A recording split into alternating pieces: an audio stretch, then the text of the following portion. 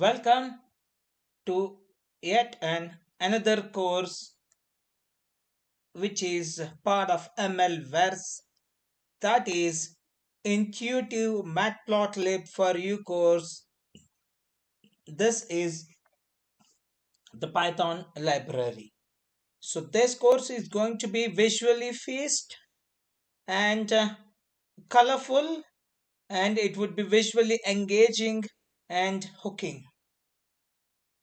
So a Matplotlib is a comprehensive library for creating static, animated, and interactive visualizations in Python.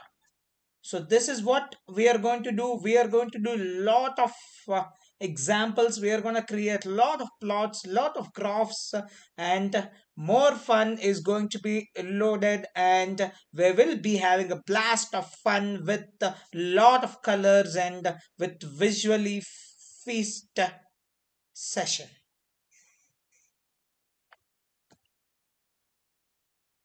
So what we are going to look into is the first module of this intuitive matplotlib is what is matplotlib, and we'll see the fundamentals of matplotlib, what all the components of a graph, components of a plot.